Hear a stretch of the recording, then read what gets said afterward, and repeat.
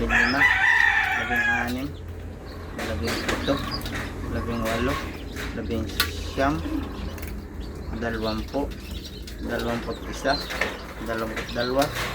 22, 23, 24, 25,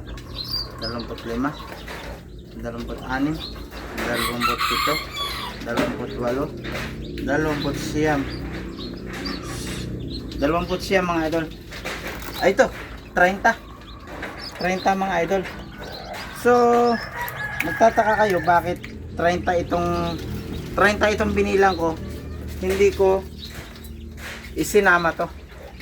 Ayan ang kadahilanan nito mga idol, kaya hindi ko isinama. Ito ay yung nandito sa gawing dulo. Dito sa gawing dulo yan. Ibig sabihin ito nasa gawing dulo. Iba yung ginamit ko ditong broodcock. Saka yung ating inahin. Magkaiba po ang inahin at tandang nito. So ito lang po, isa lang po yung tandang kong ginamit saka yung inahin. Kaya ayaw ko po magkalahok-lahok. Kaya naka-separate po siya. So nandito pa po yung iba. Ito po nasa 30 pa po itong hindi pumipisa. Siguro actually bukas pa talaga po yung talagang hanggang bukas pa po yung ano yung kailangan mapisa siya lahat. So kaya po ito ay ginanito ko lang yung kanyang screen dahil para hindi sumuot yung ating sisiw gaya nung nakita nyo kanina na nakatiwarik na yung ulong ganyan dito sa ruler nya. Yan, nakaganyan. Kasi itong ruler na ito umiikot siya, automatic po yan. Kaya ang ginawa ko po ay nilagyan ko nitong sapin na screen. So meron po tayong 30 sisiw na pumisa ngayong araw na ito. So itutuloy ko na lang po dun sa ating hatchery. Yung pong ating hatchery ay meron na po siyang 40 watts na ilaw, yung talagang pang sisiw. So mga idol, ibabalik ko ulit po yung yung ating incubator. Ayan, meron pa po ditong mga ilang ito hindi pumipisa pa. So baka mamaya pisa na yan. Tinutupi ko siyang ganon, nakatupi siyang ganon para ang sisiw is hindi magpunta doon kung siya ay pumisa. Ayan, nakatupi yung screen niya. So ibalik na naman po natin yung kaya ko naman po ibinabalik itong roller. Ito kaya ko ibinabalik siyang roller para umikot kasi late ko pong nailagay itong itlog ni Amandang ibang piraso. 10 po ito na itlog ni Amanda, itong maliliit. Late po ito ng 4 days ko pong kaya kailangan yung roller natin kahit may screen na ganito. Kaya baka sabihin nyo, bakit hindi nyo nalang tanggalin yung saksak ng sa roller para hindi ang mga sisiw, hindi maipit. So meron pa po siyang 10 na late po ito. Baka ito yung mga February 27 pa po ang pisa. So ay ito po ang approximately po nitong mapisa hanggang bukas. Lahat itong malalaki. Ito nga pong itlog ni Amanda ay 10 na late na napasalang. Si Amanda po ay yung ating maliit na manok. Ayun. Ang asawa po ay si Amado. So, ibalik ulit po natin itong ano. Ito po yung sa roller niya, itong connection na ito. Tapos, buhay na ulit po natin yan. Saksak na rin ulit po natin itong power niya.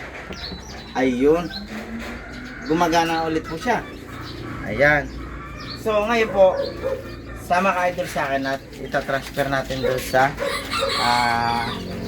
hatchery. Ayan.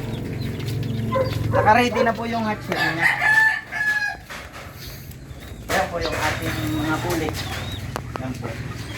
Mura lang po yung binibinta yan para mabilis po yung ating market. Binibinta ko lang po yung ating bulik ng tatlo 10,000 mga idol. Ayan. Wala nang pili-pili yan. So, ito na po yung ating pagtatransfer. Ayan. Ito po. Ayan. May niready ko na rin po yung karton niya kahapon. Niready ko na. At saka binilang ko na rin siya ng bumbilya. Ito yung bumbilya niya. Ayan. So ngayon, dito na natin ituloy yung ating mga sisiw. Ayan o. Galing mo. Tumatalo na yan. Yan. 30 heads po yan. Kita nyo naman. Binilang na rin kanina. Ayan. Kailangan alagang-alaga para pa tayong may anak na maliit. O yun. Ito nga po pala yung anak ni Amanda mga idol. Nasa yung kapatid niya. Ayun o. Madaling makilala ang anak ni Amanda. Super cute. Super liit. Ayan o. Kakaiba sa ordinaryong sisiw. Malaki. Diba? Ayan. Baka hindi nyo nakikita si Amanda, ipasyal ko po ulit kayo kay Amanda. Ayan. Ayan po mga idol, pakisili po.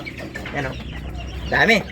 Ayan. So mamaya po, lalagyan po natin siya ng tubig na may lahok na asukal. Yung po sa first day niya, tubig na may lahok na asukal. And then, the following day, pure, ano naman po siya, antibiotic. And then the following day, pure tubig naman. Walang lahok. Antibiotic bukas. And the third day, pure water. Ayan. Hindi po natin bibigyan nga po pala ito ng pagkain ngayong maghapon. Puro tubig lang po na may lahok na mga, yung ganito po, mga 1 kutsarang asukal. Hindi naman po yung marami. Ayan. Baka magkasakit ang diabetes sa ating manok. At ituro ko nga po pala sa inyo si Amanda, yung magulang ni Amanda at ni Amado.